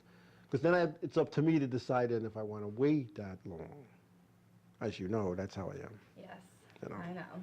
So anyway, we go there, and so I get like a bag of fertilizer, like I'm buying it, and I go up to where Casey Kane is, and we were like pretty like almost first online because we didn't have to wait, and nobody questioned it. No. Like, you know, nobody said, I've been waiting here for 2 hours. No, they just, okay, here you go. Are you buying fertilizer? Okay, go ahead of me. You know, that was, and then we saw him here on Long Island too. It was in bad circumstances, and remember he wore those red Converse sneakers. He had Converse sneakers And I forget whose father. Kenny Vogel. Kenny Vogel's father said, "How can we? That's Casey Kane. How can I talk?" And he said, "My father said I can't talk to him." He was standing in line right behind us. Yeah. I wasn't even allowed to look at him. Yeah, so Kenny Vogel's father turned around and said something to Casey Kane. He goes, "Well, she can't talk to you, but you can talk to her." And then he started talking to her. So it's kind of funny. It's kind of funny how it is. But, you know, I don't know. Oh, man. Was it WJ Worm? My kids playing with, what are they talking about? Playing with keyboards? What's that got to do with racing? I don't know. Lines do suck. WJ, you're not a line person either. I know that. You don't like doing lines, but and I'm sure it has to do with the old Army days waiting on lines, because I know a guy that won't eat chicken because he ate chicken in the Army. One of my buddies and one of the officials. Yeah, we go out to a restaurant and he won't eat chicken. He said he ate chicken when he was in the Navy or the Air Force or something, like every day. But anyway, it was all good. We had some fun. We had some fun. We did. You know, and one year we took your friend Barbara and she got the That experience. was the year that we met Casey Kane. Yes, it was. And then you met Bobby Allen. Remember meeting Bobby Allison? Yes, I do. And you had no idea who he was, what he was. You're like, why are we talking to this old man? Yep. And remember what I said? He was the Ryan Newman of my time. Tough old competitor, Bobby Allison. I mean, he probably doesn't remember meeting us, but because ever since he had that bad wreck, he's I not the met same. a lot of drivers in Oh, my yeah. day. Yeah. Joe Nemechek. I have a picture of you and Joe Yeah. Nemechek, you know, in the garage area. People trying to figure out how you got in. Walk in like you know what you're doing. Met Dale Jarrett. Dale Jarrett. You met a lot of drivers. I met Tony Stewart. Tony Stewart, Ryan Newman. Ryan Me and Newman. Ryan hang. I know. We hang. It's my boy. I'm gonna see him Thursday. That is my boy. We'll be hanging. We'll be hanging in the hall, telling stories about Ryan, my daughter. She's gonna be jealous, man. She's gonna be jealous. I always am. You know, Front Row Joe, yeah. Front Row Joe, we went from Front Row Joe to Starting Park Joe. You know, Joe Newman. Nice guy. But you know what's funny? The older drivers are more accessible to the fans, to the people, because for whatever reason, I think what happens is this. The older drivers who ate peanut butter sandwiches and drove from track to track, you know, they didn't have these big expensive haulers. They didn't have all these big sponsor dollars. They didn't have private jets taking them to places. You know, $1 million motor coaches. They slept in the back seat of their station wagons. You know, and we have some competitors on the Wheel and Modified Tour that sleep in their trailer at racetracks because they want to race. And they use all their money, the expendable cash, to go racing. And why waste it on a hotel room when they could sleep in their trailer with sleeping bags? But the newfangled driver, they come to the table sometimes with nothing more than a skill set. They don't bring a sponsor. Some do, some don't, but they don't even work on the cars today, some of these guys. They just show up at the track, go racing, show up at the track when there's a test. You know, it's just, I don't know. I don't know how some of these guys do it. And then they hide from the people. If it wasn't for the fans seeking their order, if it wasn't for those people, these guys wouldn't be racing today. You know, just wouldn't be alive today. Not alive, but racing. And you know, and that's something that I think that needs to be addressed. I think NASCAR needs to address that. I mean, I think they're doing it in the lower touring series with the fan fest and autograph sessions. You know, mandatory that you go to these sessions and you sit there with your name played out and your cards and your sign. You sign the stuff and you know, it's just, it needs to be done. It needs to be done. You know, and the Cup guys, I think the Cup guys, would they be swarmed? I don't know if they would be. I think it was done in an orderly fashion. You put them behind the table, you let the people line up, and from this time to this time, boom. And I know these guys and gals are busy. I know they have things that they have to do, and they have sponsor obligations, and You know, it's 15 minutes here, 15 minutes there, but you know what? They need to make themselves more accessible to the fans. They need to do that, and not hide.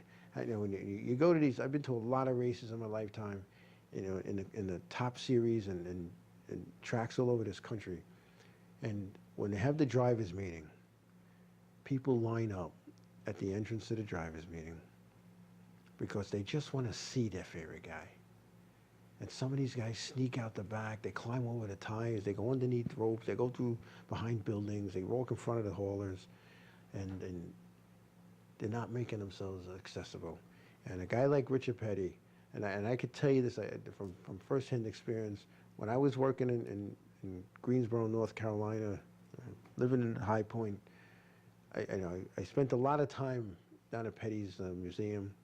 Actually got into the shop a couple of times, and for those who don't believe me, I got pictures of it because nobody got in the Petty shop. I sat on the front porch of Lee Petty's house next door to the shop, and there was an autograph session thing. He was signing autographs, and we're in level cross, and the line went down the sidewalk, down the road, past the ball fields that said built with petty cash, and he sat there on his front porch, on his dad's, as he said, my daddy's front porch, until the last person got an autograph. Everybody that came to it got an autograph. And I remember another time at a racetrack, I believe it was Martinsville. We go to the race, we're there, and Richard Petty's sitting outside his hauler. He's eating a bologna sandwich and drinking a soda. You know, he's not grilling steaks on the grill like some of the others, or steak kebabs or fancy foods. He's eating a bologna sandwich with his cola. And when he was done, because everybody stood back, everybody respected the guy's having his lunch. And when he took that last bite and that last swallow, he goes, all right, come on, come on. And he waved everybody over. And he just signed stuff until the last person got what they wanted. And I hung out there a little while. I hung out, I'm talking to him, and you know, just sitting there talking racing, you know, like Ryan Newman. Ryan Newman's that way. And the first time I met Ryan Newman, I want to tell this story. The first time I met Ryan Newman, I was at Martinsville. And he's sitting at the back of the hall. He's sitting on the director chair that says Ryan Newman on it. And I kind of like went to the front of the haulers, and I walked in between his and the one parked next to him, so that I came up from behind. And I looked at him. He kind of looked to see who's this idiot coming in between the haulers. And he kind of looked, and I looked. I said, Ryan, my daughter thinks you're the greatest thing. So can I get a picture that I'm hanging, makes it look like I'm hanging with you? Remember that picture? Mm-hmm. And I called you up, Jess, like this. I'm hanging with Ryan. I'll take a picture. And you're like, no way, no way. You know. And then it became a standard joke. Then he started racing with us on some of the modified tour races. And we became, you know, racing buddies. I mean, he's not inviting me over for Christmas, and he ain't coming to me for Thanksgiving, but at the track, we're racing buddies. We tell some good stories. We have some fun. And he's always signing things. Hey, give this to your daughter. Give this, dear Jess, Ryan, you know, see you at the next one, whatever. Yeah, you probably have like a whole envelope full. Mm-hmm. You know, those things. Definitely a Ryan Newman fan. You know, Ryan. And he's a regular guy. He's a regular guy. You know, I don't know. Maybe Ryan Newman became a regular part of the Wheel of Modern Time. You know, I'll tell you what. You know, when you watch him race with us, he goes in so much deeper than our best runners, and he comes out so much quicker. And when you talk to him about it, he goes, I'm doing the same thing in a tire half as wide. He goes, this is nothing, man. He goes, I'm sticking like glue here. You know, and you know, it's just, he enjoys racing with us. He has a good time. And that's what it's all about, having a good time. Because, you know, when it stops being fun, you go do something else. And I still enjoy what I do. I sometimes wish I was doing other things, racing-wise anyway. But, you know, I'll tell you what, you know, and you know me, I always get a little philosophical. But, you know, racing is the only thing that has been a constant in my life, my entire life.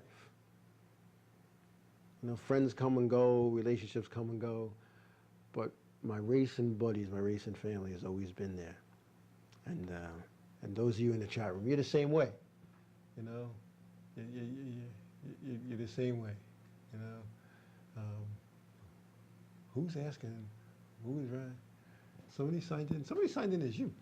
Someone signed in as Jessica Larson's #1 fan. Oh, just maybe it's that older gentleman that used to come by all I the still time. see him every week. I know. Every week. I know. Oh, what are they asking? I missed that question. Who is Ryan Priest? I don't know. Man, what did they just get out of, like, you know, doing 8 1/3 to 25? They don't know who Ryan Priest is? Ryan Priest, I'll tell you what, Ryan Priest is a good guy. He's a good driver. He's racing a nationwide car in New Hampshire this upcoming weekend in the Cup race, in the Cup Series. So that should be interesting. They're driving, I believe, a Tommy Baldwin car. I remember when Ryan Priest first started racing with us in the family-owned car, the number 40 in the Wheeler Modified Tour, and he tore some stuff out, man. He tore some stuff out, but he's doing good now. He's winning races all over the place. Wherever he goes, he wins. Wherever he goes, he wins. And man, I don't know what that's like. Remember when I asked you what it was like to hold a checker flag on a Vic lap? Remember when I asked you that? I don't think so. I don't think remember. you did. You know what you told me? No. Oh, man. I was going to fire you and get another driver. I said to him one day, I said, just what's that like holding a checker flag, doing a victory lap? Because I never did that. I never won a race. To me, finishing was like a win. And Jessica looks at me. You must have been like 10 or 12. You went, well, Dad, I guess that's something you'll never know, so it's hard to explain. You remember saying that? I really don't. Holy cow. But I feel like that's definitely a question. Hey, you AJ, ask. you think that's funny, AJ? I don't think it's funny. No, you know what? You know, really, no, it's funny. I was going for my first heat race win. Maybe I was racing like 4 years because I raced at Islip. I could never qualify because there was 70 to 80 cars. I never qualified. So I'm going for a win. I'm going to pass Bobby Wallace in the figure 8 car. And I got a little loose, and I overcorrected, the sway ball bound, and then bam, into the white, I tear up the right front. So I tow the car in, I'm walking in, TK says, it's a damn heat race. They don't pay nothing. Finish in the top 6, you're in the show. Now you got a wrecked race car. It's not gonna be ready for the Consi. You're definitely not in the feature. Well, with the help of the crew, his crew, and a couple of guys I had, we got it ready, I got out. But, no, I never did. A couple of seconds, a handful of seconds. I think my best feature finish, I had a couple of top 5s, a handful of top 10s. But I was making money. And I was making money because I had sponsorship money. And there was one year I had so much sponsorship money, I started sponsoring other people with my sponsorship money because I had to get rid of it. Because I didn't want to pay tax on the earnings, so I had to get rid of it. I didn't want to have it left over, you know. So I would sponsor other people. Like when I did the Blunderbuss Rookie of the Year thing. There were 14 rookies that year. There were a lot. There were a lot of rookies, and some guys only came because they didn't want to lose their rookie points. It was kind of interesting. That's how it happened. But we may do something like that again because I think it helped the car count, although the racetrack didn't appreciate it at the time. Only because I was the bad guy. That's why I wear this hat. But because I'm a bad guy. I'm really not a bad guy. Some people have actually said that, hey, he's not a bad guy. In fact, recently. Who knows, maybe I am. But it was, I had fun racing. It wasn't about winning. To me, it wasn't about winning. It was about putting on a good show for the fans and for my sponsors. And sometimes I put on a good show by crashing because we all know that people come to see crashes. And, well, they do. Sometimes they're fun. And then they come back to your car afterwards because they want to see the damage. And then, you know, you're showing the damage and you give out some of your sponsor stuff and you sign some pictures and you know, I remember I was signing an autograph for this little girl and I'm holding a flag and I'm signing a checker flag. And I'm wearing a shirt that said, lead, follow, we'll get the blank, blank, blank, blank out of the way. So as the girl gets the flag, I hand her, I said, oh, thank you very much. The mother said, I'm thinking if there's going to be little kids here, you should really wear a different shirt. I went, oh, yeah, sorry. I want to put a different shirt, because I always had extra clothes. I always had extra clothes, you know. But that's how it was. That's how I did things in those days. Anyway, we're going to take a break. We'll come back. We'll do some more chatting. We'll be right back. Hey, this is Joe Larson from the 5 Off, 5 On Racing Show, and you are watching InRavio.com, broadcasting to the world.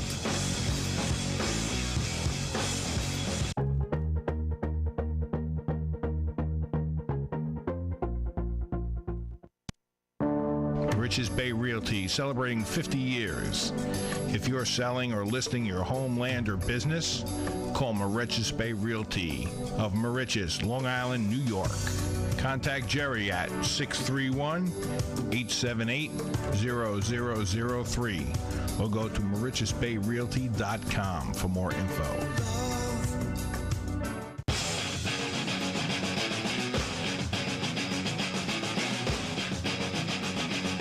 This is not your daddy's radio. Well, unless he's cool. InRavio.com, broadcasting to the world. InRavio.com. Termite Marine Contracting offers all stages of dock building, including brand new docks, repairs on existing docks, pole setting, dredging, and decking. Termite Marine Contracting covers the South Shore of Long Island from Massapequa to West Islip. With more than 25 years experience, full crews, and the right equipment for any job. Got a job you want done right? Call Termite Marine Contracting at 516-449-4567. That's 516-449-4567, or follow us on Facebook. Termite Marine Contracting. When you want it built right.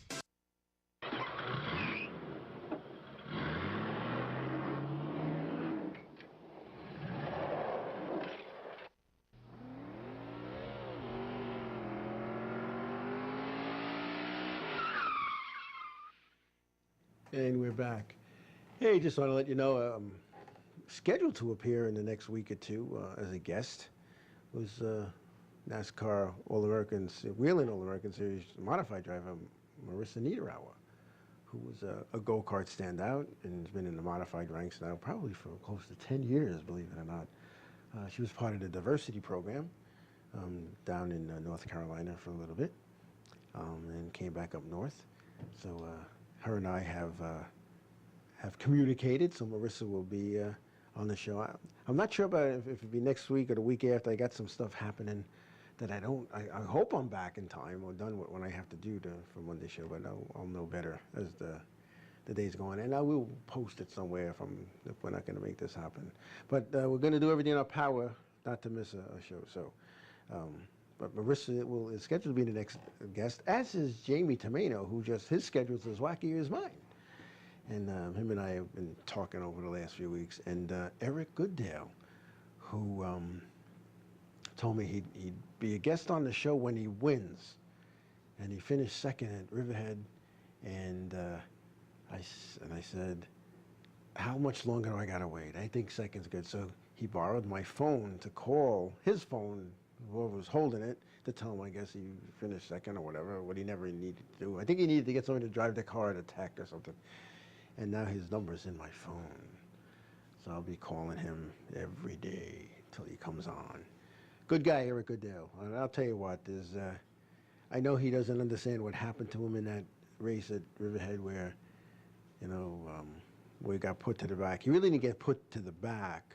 And I don't know, maybe I explained this last week, but briefly we'll just say is that in a racetrack that only has one loop for timing and scoring, if all the cars pass that loop, that lap counts. And if you're spun or you're blocked or whatever, under the current regime of series director and race director, it's where you blend back in. In the past, and I don't mean the immediate past, but the previous regime to Chad Little in the NASCAR Whelen Modified Tour, if a car was blocked, Ed Cox and myself would give that person their spot back because the track was blocked. Right, wrong, or indifferent, that's how we did it then. That's not how they do it now. And, you know, who's to say what would have or could have happened to Eric in that race? I mean, the second place finish, you're going to say, if he didn't lose those 10 or 12 spots, could he have won? Maybe. But maybe he would have been caught up in a wreck up there, because there was a lot of stuff going on up towards the front of the pack as well. So, you know, everything happens for a reason. I believe that. And this kid's going to win a race in our series. There's no question.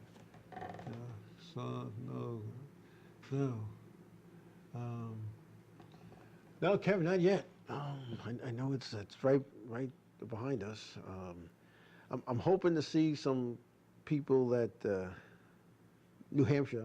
I leave Wednesday for New Hampshire, and I'll be there up through Sunday. So it's going to be a long week, and there's a lot of people there that I know that we could speak to, and we're not looking for a lot. And for those who wonder what we're talking about, it's the event, the vintage cars that will be making an appearance at Riverhead the night of the Jonathan Zombach Memorial. So, and I have some ulterior motives to try to make this happen. So, we'll see. I want to cover some of these costs for these guys, and I'm not in a position to do it, but I know people who are, and I think they could help us out. So, because I think if we could do that, more cars will show up next time, and then more cars after that, and it just grows. It becomes a snowball. So, you're seeing yourself on TV there, huh? Yeah. It's kind of weird, isn't it? Like you're watching. It is a little weird. It's kind of watching. This is Jessica's first time here in media, and I didn't tell her on the way out that this is like it's on the internet, seen by 6.8 billion people potentially, and we probably have 100,000 or so people in a month that take a look at our show, because there's a lot of people that watch it Tuesday morning at work because it's archived, because they watch their shows, and like 22 figure 8 during hockey season, he's watching the Rangers, and we only get him during the breaks, in between periods, and then when the playoffs are going on, holy cow, it's tough. And then in the spring, there's some guys that coach Little League, so they got to do their Little League thing, so because that's very important, and maybe I should have did that too sometimes, because you were in Little League, you played softball, didn't you? Yeah, I played softball. Made the All-Star team and everything. Yeah. Yeah, I have a video of that. I have a video. It's really, you were kind of multifaceted, when you were growing up. Because remember when you broke your wrist, and your grandmother was yelling at the damn racing, Yeah. and no, Grandma, I broke my wrist playing soccer. Yeah, I did break my wrist playing soccer. And then Erin had to drive for you that time, and she finished second, and she was light, but she really wasn't light, because when you went on the scale, she made weight. Yep. I don't know how that I happened. don't know either. Oh. Maybe Aaron knows. I don't know how that happened. Yes. Or umpire soap games. I'll tell you what, I wish I would have got into that umpiring gig a long time ago, because it pays well. It really does. It pays real well. Got a time from, yeah, see, 22 for 8, talking about his Rangers. He's got his thing. And then your number one fan is saying, what is she saying there? I can hardly say. Lead block. Lead block in her left pocket. You know, I think I know who this is. Do you? Yeah. I think, because when you look back, other than that older gentleman who used to come, he even sent you a birthday card, the guy. He sends me a birthday card every year. Still. Mm-hmm. You know you're going to find out that this guy is like a multi-gazillionaire. You're in his will. I know. He used to come by and I say hi to him every week. He'd wave. Remember when he first started coming? Dad, this man's stalking me. Yeah. And he wasn't. Now, I'm not admitting to that, WJ. I'm not admitting to that. Because it really wasn't a piece of lead in her pocket. It was in, from what I found out after, I really didn't know about it. It was in the helmet, in the gloves. Because, oh yeah. But anyway, I didn't think she would finish second, But Jay Slice, yeah, give me up, Jay Slice. Go ahead. Oh, yeah. Oh man, the things he did. I think I know your number one. Who would be your number one fan, no matter what? Who do you think it would be? I have no Because idea. Rob's in the shop. Rob's in the shop. He's doing stuff. He's all by himself because his crew's in Florida. We're here. He's there by himself. He's probably sitting on a tire trying to get the right stagger. Probably You is. know. He tells me I have to do the tires on Saturday. Yeah, you know. Tell him good luck. But, you know, one of the things he doesn't understand is the atmospheric conditions on a Monday night on Long Island in West Sayville, where the shop is, aren't going to be the same as they're at Riverhead Yeah. on a Saturday afternoon. So, you know, he's going to have to redo it anyway. But your number one fan now. I know when I was a kid growing up, no matter what I did, whether it was baseball, wrestling, whatever it is, music competition, my number one fan was my mother. I'm thinking. It could be. Could be, you know. And, you know, it could be Tommy Wokoliak. It really could, because Maybe. after he came across the nose of my truck and went into the fence, he never messed with you again after that. No. Just coincidence, you Yeah. know. I mean, you know, stuff happens. Because I said that to him 2 weeks prior. I said, try to push me out of the way and see what happens. Remember I said that to him? Yeah. And then not that I did, because if you watch the tape, I'm holding his hand. My hand don't move. He came across me. My hand, even when he hit me, my hand didn't move. You know, and you were scoring, and his I was scoring was getting one. yelled at. Yeah. Mhm. You know. But I had the good old days. Oh, Wayne O'Cooler. Yeah, really, O'Cooler. Wayne O'Cooler was actually a big help. You know, it's funny. Off the track, he was a big help. He was. It was on the track that, I mean, like, I don't know if his helmet was too tight or what, but, you know, yeah. You know, the good old days. And I almost forgot to sign. I think there's things here I'm supposed to read. What do you think? I think I am. You know, I think I'll pick two. I'll pick two things. All right, here we go. Well, let's do this one. I almost forgot. It's staring me in the face. The summer of 2013 is here, and InRadio.com has tickets to the hottest shows. Thursday, July 11th, it's the Big Night Out Tour. As Fuel, Hoobastank, Lit, and Alien Ant Farm invade the Paramount in Huntington. Showtime is 8 p.m. Go to InRadio.com and click on the contest tab for your chance to enter and win. For more information or to purchase tickets, visit their website at ParamountNewYork.com and catch us all summer InRadio.com. So that's good. That's good. Good. We have some good stuff. You know, participate. Log in, call in, do that. You know. What are you saying? Joe's been to everyone. Oh, thanks. You guys are having fun with me today. I'll tell you, this chat room is pretty busy today. You know, I think there's some new faces. There's some old people that I didn't see go on today. So I guess they have more important things to do. I can't see what would be more important on a Monday night. But I don't know. Dancing with the Stars isn't on. They're done. They picked their champion. So what else is on a Monday night? I don't know. I don't watch TV. I don't watch TV either. I don't know. I just don't. But anyway. So next week, actually this week, I head to New Hampshire. And it's a busy week when you go to New Hampshire because, you know, in the beginning of the week, a lot of the cup officials aren't there yet. So we do double duty. They use us and abuse us and all that good stuff.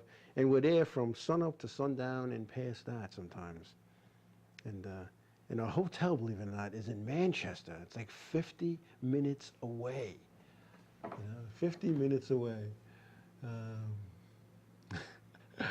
Kevin, Melanie said, just took my minute. So you're going to bed already, Kevin? We got 8 minutes left. I know what happened. You got thrown off because you got 7 minutes. Wow, time flies when you're having fun. Kevin didn't get the call in. I think there was a problem with the phone lines tonight. So if anybody tried to call in, I want to apologize. It's a phone line system. It's not an radio thing. It's not, you know, the phone service people. I guess it's just we had a problem with phone lines. So AJ has a room in Manchester if anyone needs one. Yeah, I'm good. I'm staying at the Best Western. I mean, it's I don't know. Long Island Mod Maniac again. I want to thank you for all your efforts. And he's saying that if you take the room, you got a room with AJ. Now, I don't know if that's so bad. Come on. I don't know. You know, I took the receiver out the. You know, I don't not even do this phone. It's not a new phone system. It's an older phone system, and I'm not very techy, but I can't go backwards. I can't go backwards. So like a little hand that will come up under the table and do the buttons for me. It's like the Thing in the Addams Family.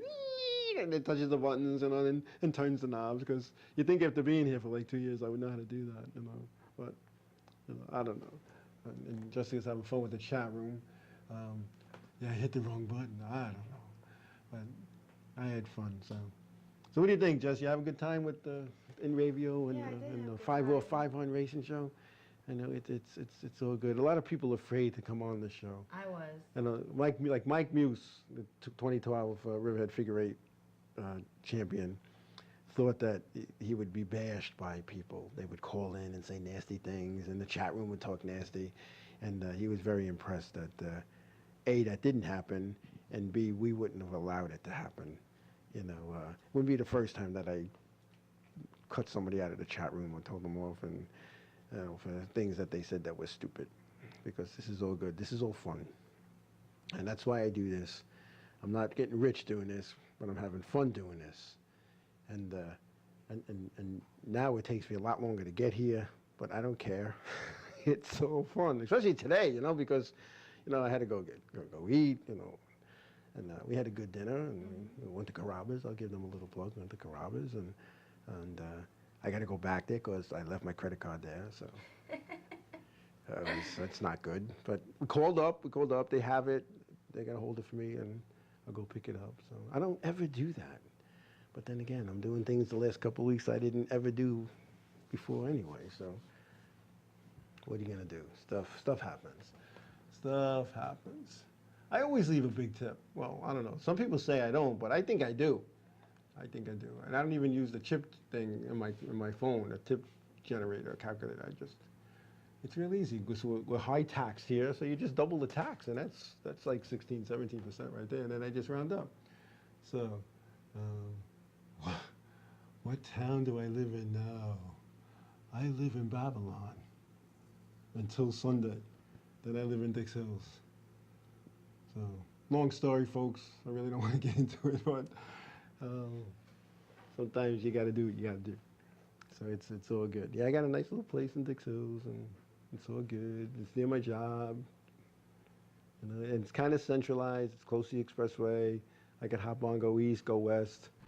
And if I go west enough, I'll end up south, and maybe that's what we're going to do soon. But if I go west, I could still visit who I need to visit, whomever that may be, and go to racetracks and catch the ferries. And it's all good. Just a little change of pace right now for me. And you know, you never know what the good Lord has in store for you. So you take what the good Lord gives you, and you run with it. And I'm running with it. You see, sometimes you have no choice in the matter. And as Richard Petty once said, you never put a question mark where God already put a period. There's the philosophical me today. You didn't know I was philosophical in this show. I try to leave a message with my fans every show. I try to leave a little message. Some people catch on to it, some people don't. Some people call me on my way home, and what the heck were you talking about? You know? Even like the control room, they shake their head when I say things. You know, as you saw. I know when I watch sometimes, I'm like, Rob, what is he talking What is he talking about? Sometimes I don't know what I'm talking about. What are you talking about? You know? But it's all good. It's all good. Anyway, I want to thank everybody again. We're closing out shortly. But I want to thank everybody. It was a good night, a good chat room. We saw some people on here that we haven't seen in a while. And Figure 8 Rick, I think that if that's who I think you are, I think the only person that would have videotaped warm-ups was driving a race car. So I'm sure a guy with your skill could drive and videotape at the same time. Because I've seen you done some things here and over the last 30 some odd years that I've known you. In fact, it's over 30 years. I think the first time I met you was back in '77. So that's 36 years. So I know you a long time, and always a big help. He's the type of guy that a true racing person, because he asks for help, he's right there to give it to you. And that's how this whole racing family is. Maybe not the whole racing family, but a lot of people. Yeah, you can mount it in the car. But anyway, 22 Figure 8 is wishing you good luck in your endeavors. Thank you. I know who that is. He's a good guy. It is who I think. He was this to get in the car as they lined up. I think, were you in the 88 car? Because I don't remember. Somebody told me that. I just don't remember which car you were in. Because I think the 88 car. Yes, that was my old car. I drove that car in 89 and 90. That's how old that car is. I mean, the motor's not that old, but that was my car. I tore that thing up, man. So week after week, I tore it up, man. But I had some fun. It was probably the most successful car I ever drove. I had my best points finishes with that. But anyway, we're wrapping up. Again, everybody, thanks again for stopping by and chatting with us and listening to my stories. Thank you, Jessica, for taking time out of your busy schedule to come be on our show and spend some time with your dad. And it was a good dinner. We had fun. It was good. we did. She drove faster on the expressway than I did, but whatever. Anyway, good luck, everybody, and wherever your racing endeavors take you this weekend, be safe, have fun, and God bless you all. Have a good night. You're just out of place.